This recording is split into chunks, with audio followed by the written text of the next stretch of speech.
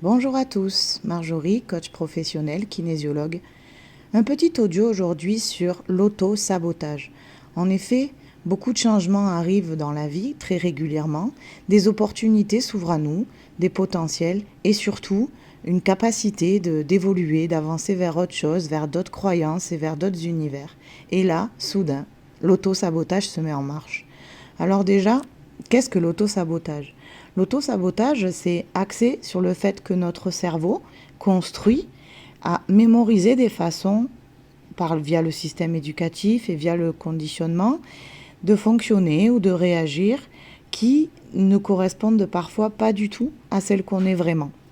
Je m'explique, par exemple, dans le système éducatif, on dit souvent aux enfants, mais non, fais pas comme ça c'est mieux, ou ne porte pas ça, ne va pas comme ça.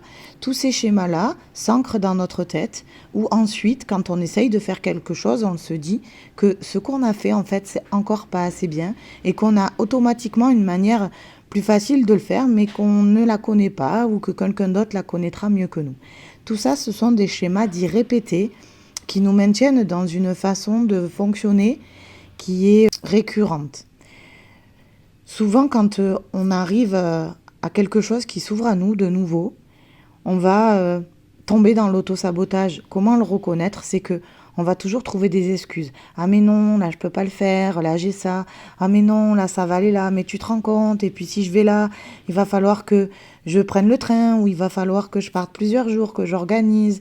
Et du coup, plein de paramètres que normalement j'avais pas à prendre en compte qui là vont venir me créer des fenêtres ouvertes ou des façons, des opportunités qui vont me plonger dans un état de stress parce que inconnu, pas habituel.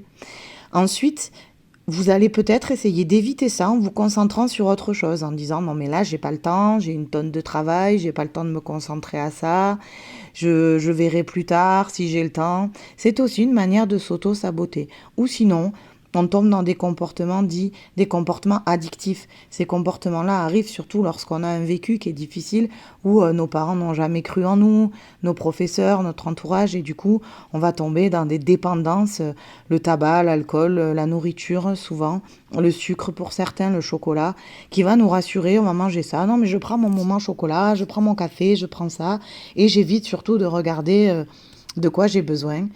Et ça peut aller aussi plus loin, c'est-à-dire que ça peut réagir au niveau du corps. C'est-à-dire que le corps peut développer des comportements dits psychosomatiques qui du coup nous donnent une bonne raison de ne pas aller faire le renouveau ou de ne pas mettre en place ça. Ben tu vois, j'avais tout fait, mais là, j'ai vraiment trop mal au ventre, je peux pas, ou j'ai très mal à la tête. Et du coup, c'est le corps qui, entre guillemets, nous sauve de ce changement-là qui vient auto-saboter pour nous permettre de rester dans une routine parce que je ne veux pas y faire face et j'ai décidé d'éviter cela.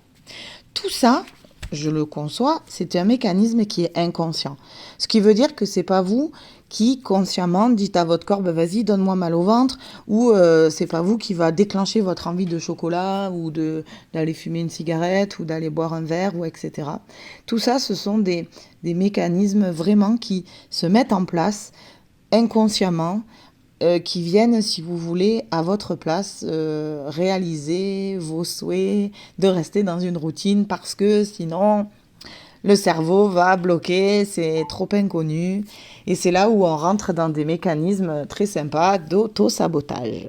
Alors comment je peux, moi, en tant que personne consciente, décider déjà d'arrêter ces mécanismes-là, sortir de ces schémas récurrents qui vont m'auto-saboter, vu que c'est inconscient, qu'est-ce qui peut me permettre d'y avoir accès?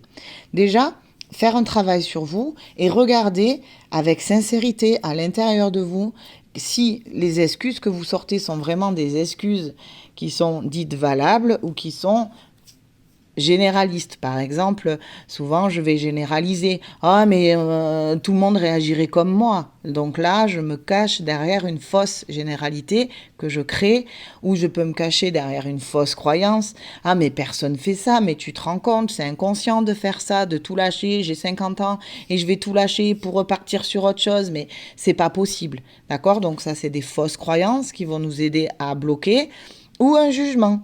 Mais attends, tu crois quoi? Mais moi, je suis pas capable de faire ça. J'ai plus ma condition d'il y a 20 ans. J'ai plus ci, j'ai plus ça. Et du coup, tous ces mécanismes-là sont des mécanismes qui vont se mettre en place pour favoriser l'auto-sabotage.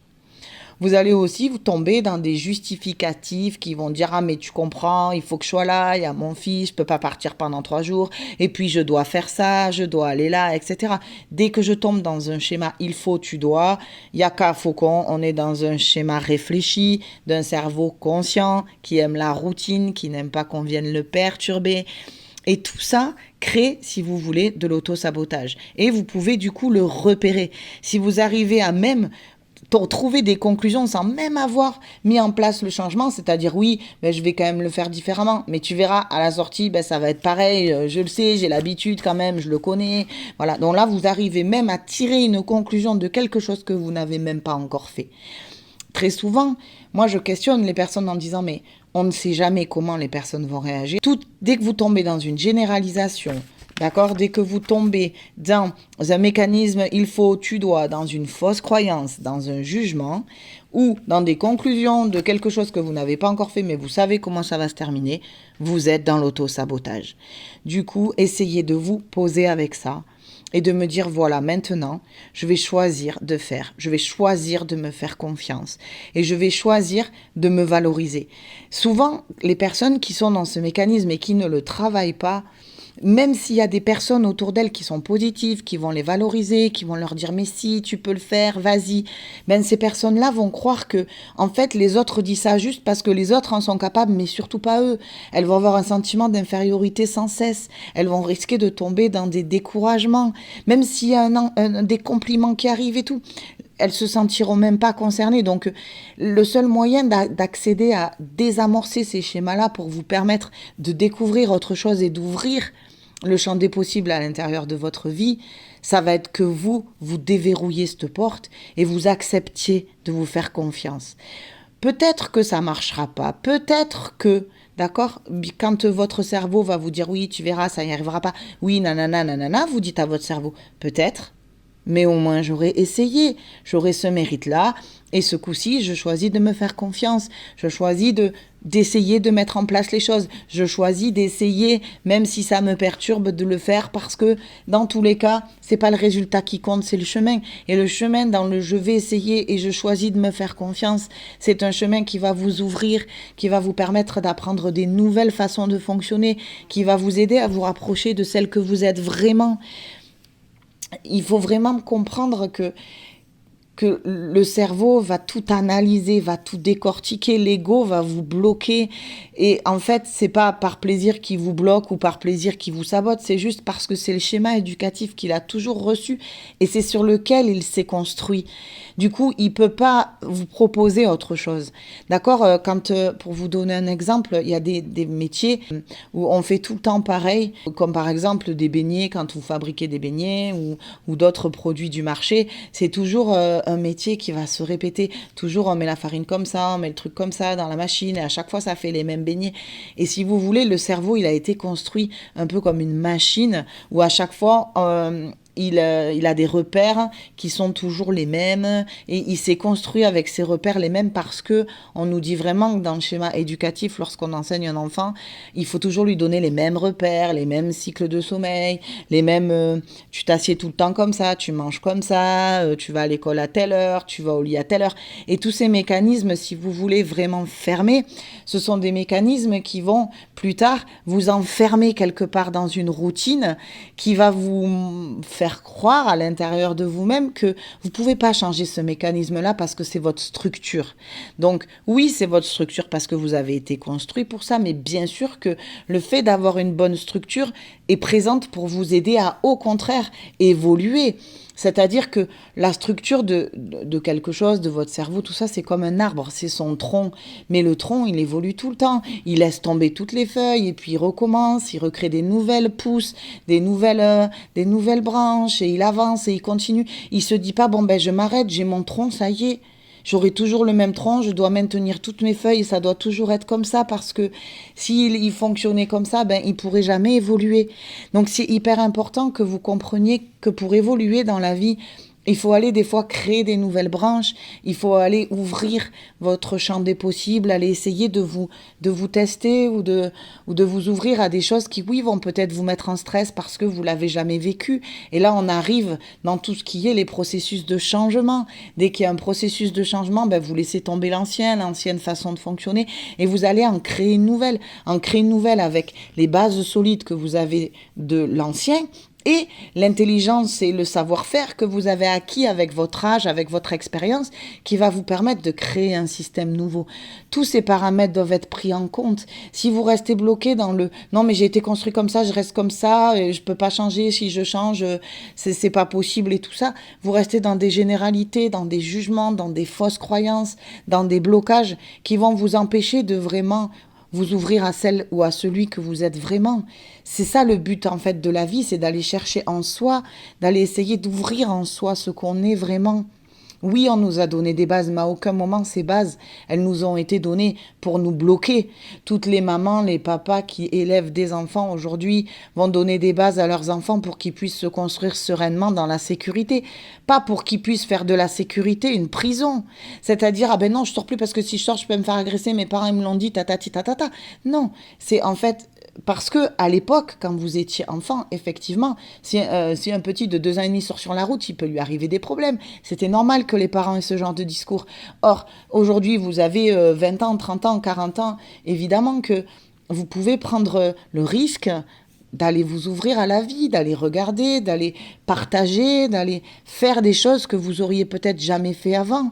Mais c'est comme ça que vous allez vous découvrir. C'est comme ça que vous allez prendre le risque, j'ai envie de dire, de découvrir celui ou celle que vous êtes vraiment. Ce risque-là vaut le coup d'être vécu, même si votre cerveau va vous dire non, parce que le cerveau qui est construit et conscient, il peut que vous parler des choses qu'il connaît et des choses qu'il a déjà vécues. Lui, il peut pas vous parler de quelque chose s'il ne l'a pas vécu. Alors que si vous lui dites au cerveau, mais t'inquiète pas, je sais que tu connais pas, je sais que ça te fait peur parce que c'est inconnu, mais l'idée de le vivre, c'est que comme ça sera plus inconnu pour toi. Et du coup, on va pouvoir s'ouvrir à d'autres opportunités.